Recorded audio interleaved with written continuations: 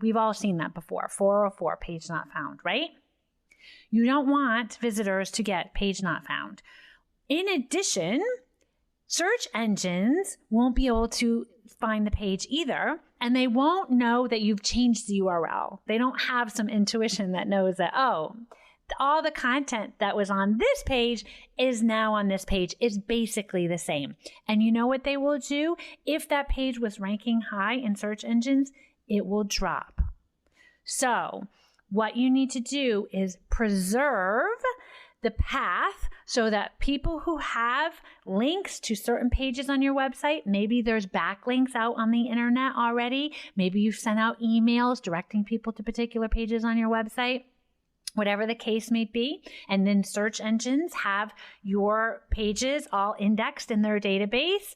When they try to go to those old pages, those old URLs, we don't want them to have a 404. We want it to preserve. So we want to say, hey, anyone trying to go to the contact-us page, now you're just going to contact.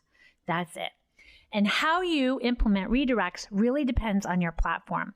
So you need to find that out. If you are using WordPress, you can do it one of a couple ways. Most likely you will use a plugin.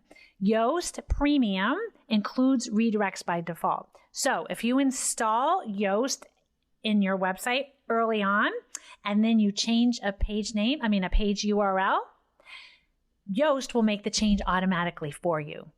You can also install other plugins such as redirection, and there's others that will do the same thing for you. They will automatically create those redirects for you.